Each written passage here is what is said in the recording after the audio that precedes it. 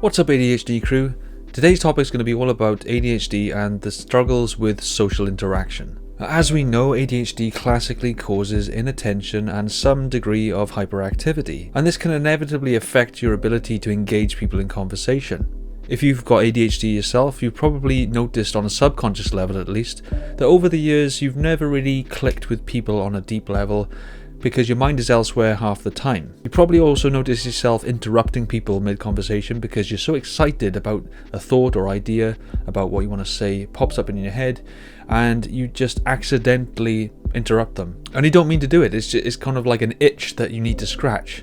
With inattention, you're likely to zone out halfway through the conversation and you miss the small little details, and this is probably why you might find yourself the last person to know about things. I found that myself because I probably just didn't pick up on things when they were being discussed at the time.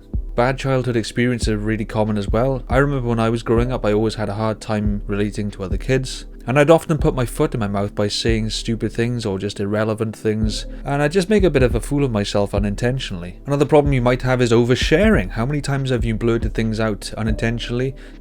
You've said more than you intended to. You sort of gave things away, you got excited about something in the moment, and you said things that just weren't necessary. This is especially problematic, I find, in the dating scene, because you often want to create sort of like an air of perfection, an air of mystery, and I think you can really give the game away if you're just sharing everything about yourself. It's just not really an effective strategy in the dating world, so it can be hard to keep a zip on it. So I find that just practicing being a good listener, keeping eye contact, can help you to become a better socializer. And I had to practice this a lot when I was in my younger days because I had a job that demanded that I listen to people's inquiries. And this comes back to the argument of nature versus nurture. I think if you've got ADHD, you need a really healthy, strong structural environment to bring you out of yourself.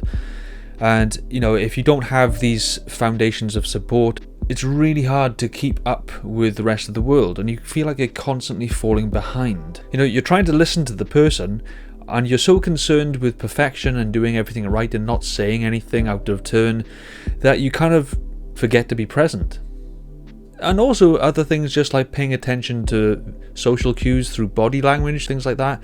It's harder just to be more observant and pick up on these things. Another point to make here is that ADHD means that you've got a lower stress tolerance and you've got rejection sensitive dysphoria most of the time, where you feel very sensitive to criticism and you get overwhelmed very easily. Your emotions flare up far more easily than other people, and that will also affect your ability to socialize. All the stimulation going around from the social environment that you're in is quite overwhelming for the ADHD brain. You've got all this information coming into your head and it's hard to keep up. This is another reason why I found myself isolating myself a lot, simply because I couldn't cope with all the pressure. And this can make you quite socially awkward. I was always socially awkward growing up, and it took me a long time to develop the skills to socialize with other people. It wasn't until I was in my mid-20s when I had lots of work experience that brought me out of my shell that allowed me to develop a stronger social ability.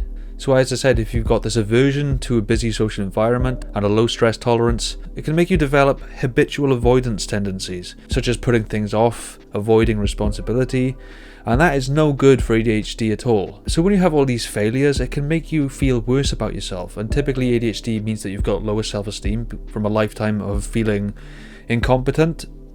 And so when you have all these social failures, it just in turn feeds into that negative self-perception. And when you feel bad about yourself, that shows outwardly as well.